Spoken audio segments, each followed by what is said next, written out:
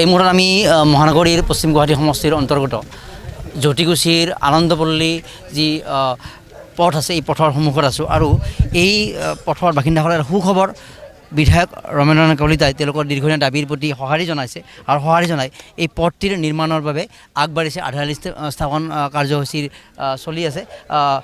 স্থানীয় বাসিন্দাসকল আছে। ৰাস্তাটো বহু দিনৰ পৰা বেয়া হৈ আছিলে, আজি ভাল হ'ব। এতিয়া ৰমেন কলিতা আহিছে বিধায়ক, কি ক'ব?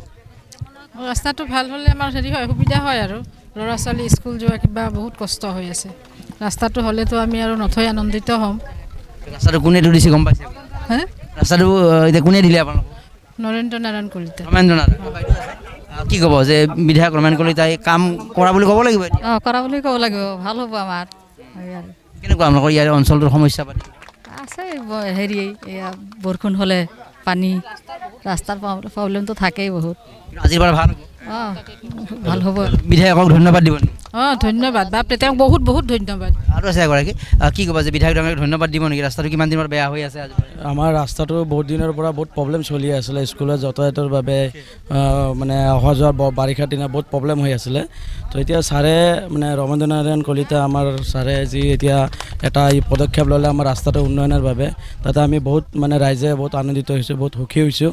তো আমি সকলো ৰাইজৰ ফালৰ পৰা ছাৰক আমি বহুত বহুত ধন্যবাদ জ্ঞাপন কৰিছোঁ।